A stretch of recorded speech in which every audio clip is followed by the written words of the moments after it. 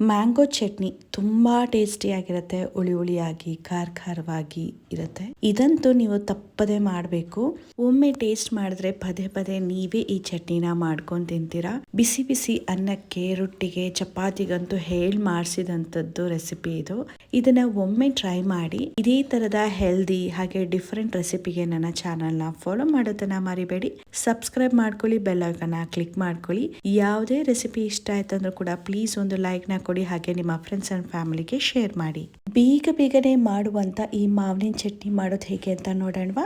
ನಮಸ್ಕಾರ, ನಾನು Shweta. Welcome back to another season recipe. ಇದಕ್ಕೆ ಎಣ್ಣೆ ಜಾಸ್ತಿ ಬೇಕಾಗತ್ತೆ. ಒಂದು 3 ಸ್ಪೂನ್ ಆಗೋಷ್ಟು ಎಣ್ಣೆ, ಒಂದು ಮಾವಿನಕಾಯಿ. ನಾನಿಲ್ಲಿ ಗಿಳಿಮೂತಿಕಾಯಿನ ಬಳಸಿದೀನಿ. ಬೇಕಾದ್ರೆ ಯಾವುದೇ ಮಾವಿನಕಾಯಿನ ಬಳಸ್ಕೋಬಹುದು. ಹಾಗೆ 2 ಟೊಮ್ಯಾಟೊ, ಒಂದು 4ರಿಂದ 5 ಹಸಿಮೆಣಸಿನಕಾಯಿ, ಒಂದು ಬೆಳ್ಳುಳ್ಳಿನ ಸಿಪ್ಪೆ ತೆಗೆದು ಬೇಯಿಸ್ಕೊತಾ ಇದೀನಿ. ಲಿಡ್ ನ ಕ್ಲೋಸ್ ಮಾಡಿ ಲೋ ಫ್ಲೇಮ್ ಅಲ್ಲಿ ಒಂದು 10 ನಿಮಿಷ ಬೇಯಿಸ್ಕೋಬೇಕು. ಅದಾದ್ಮೇಲೆ ಮತ್ತೆ ಲಿಡ್ ನ ಓಪನ್ ಮಾಡಿ ಮಾವಿನಕಾಯಿನ ಮಾತ್ರ ಮರ್ಚಾಕಿ ಒಮ್ಮೆ ಕೈ ಆಡ್ಕೊಂಡು ಮತ್ತೆ ಬೇಯಿಸ್ಕೊಳ್ಳಿ. ಬೆಂದಿದ ನಂತರ ಸ್ವಲ್ಪ ತಣ್ಣಗಾಗೋದಿಕ್ಕೆ ಬಿಡಿ. ನಂತರ ಟೊಮ್ಯಾಟೊ ಸಿಪ್ಪೆನೆಲ್ಲ ಸಪರೇಟ್ ಮಾಡ್ಕೊಳ್ಳಿ.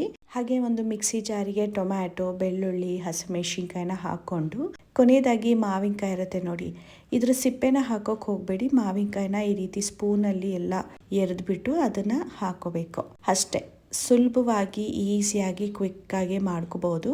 ಆದ್ರೆ ಮಾವಿನಕಾಯಿನ ಚೆನ್ನಾಗಿ ಬೇಯಿಸ್ಕೊಳ್ಳಿ. ನಂತರ ನಾವು ಬಾಂಡ್ಲಿಲಿ ಬೇಯಿಸುವಾಗ ಸ್ವಲ್ಪ ಎಣ್ಣೆ ಮಿಕ್ಕಿರುತ್ತಲ್ಲ, ಅದನ್ನು ಹಾಕೊಳ್ಳಿ. ಇನ್ನ ಖಾರಕ್ಕೆ ತಕ್ಕಂತೆ ನಾನು ಒಂದು 3/4 ಸ್ಪೂನ್ ಆಗೋಷ್ಟು ಖಾರದ ಪುಡಿ, ರುಚಿಗೆ ತಕ್ಕಷ್ಟು ಉಪ್ಪು, ಅರ್ಧ ಸ್ಪೂನ್ ಆಗೋಷ್ಟು ಧನಿಯಾ ಪುಡಿನ ಹಾಕೊಂಡಿದೀನಿ. ಆಮೇಲೆ ಅರ್ಧ ಹಿಡಿ ಆಗೋಷ್ಟು ಕೊತ್ತಂಬರಿ ಸೊಪ್ಪು, ಒಂದು ಈರುಳ್ಳಿನ ಹಾಕೊಂಡು ಇವಾಗ ಸ್ವಲ್ಪ ನೀರ್ನ ಹಾಕೊಂಡು ನುಣ್ಣದಾಗಿ ರುಬ್ಕೋಬೇಕು. ಈ ರೀತಿ ರುಬ್ಕೊಂಡ್ರೆ ಚಟ್ನಿ ಆಗೋಯ್ತು. ಹಾಗೆ ಈ ಚಟ್ನಿಗೆ ಒಗ್ಗರಣೆ ಅವಶ್ಯಕತೆನೇ ಇರೋದಿಲ್ಲ. ಬೇಕಂದ್ರೆ ಹಾಕೊಳ್ಳಿ, ಇಲ್ಲ ಅಂದ್ರೆ ಸ್ಕಿಪ್ ಮಾಡ್ಕೊಳ್ಳಿ.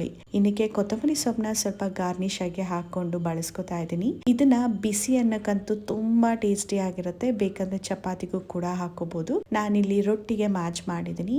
ರೊಟ್ಟಿಗೂ ಕೂಡ ಸೂಪರ್ ಮ್ಯಾಚ್ ಅಂತ ಹೇಳ್ಬೋದು. ರಾಗಿ ರೊಟ್ಟಿ, ಅಕ್ಕಿ ರೊಟ್ಟಿಗೆ ತುಂಬಾ ಚೆನ್ನಾಗಿರುತ್ತೆ. ಇನ್ನು ಇದೇ ತರದ ರೆಸಿಪಿಗೆ ನನ್ನ ಚಾನೆಲ್ ನ ಸಬ್ಸ್ಕ್ರೈಬ್ ಮಾಡ್ಕೊಂಡು ಫಾಲೋ ಮಾಡ್ಕೊಳ್ಳಿ. ನಿಮ್ಮ ಫ್ರೆಂಡ್ಸ್ ಅಂಡ್ ಫ್ಯಾಮಿಲಿಗೆ ಈ ವಿಡಿಯೋನ ಶೇರ್ ಮಾಡಿ. ಯಾವ್ದಾದ್ರು ಸ್ಪೆಸಿಫಿಕ್ ಅಡಿಗೆ ಬಗ್ಗೆ ರೆಸಿಪಿ ಬೇಕು, ಇನ್ ಡೀಟೇಲ್ಸ್ ಬೇಕಂದ್ರೆ ಕಮೆಂಟ್ ಬಾಕ್ಸ್ ಅಲ್ಲಿ ತಿಳಿಸಿ. ನಾನು ಅದ್ರ ಬಗ್ಗೆ ವಿಡಿಯೋನ ಅಪ್ಲೋಡ್ ಮಾಡ್ತೀನಿ. ನೆಕ್ಸ್ಟ್ ವಿಡಿಯೋದಲ್ಲಿ ಡಿಫ್ರೆಂಟ್ ಆದ ರೆಸಿಪಿ ಜೊತೆಗೆ ಸಿಗ್ತೀನಿ. Until that, take care, bye.